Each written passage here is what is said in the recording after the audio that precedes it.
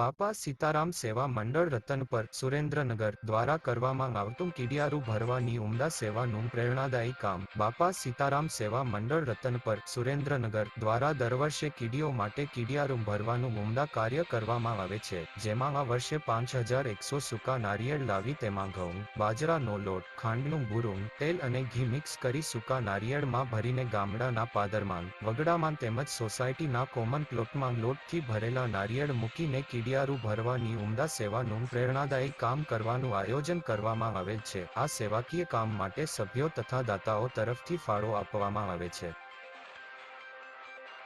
બાપા સીતારામ ફરજ સેવા ગ્રુપના મિત્ર તમામ આમાં જોડાયેલા છે. જે આ નારિયેળનું કીડિયારું ભરવામાં આવે છે.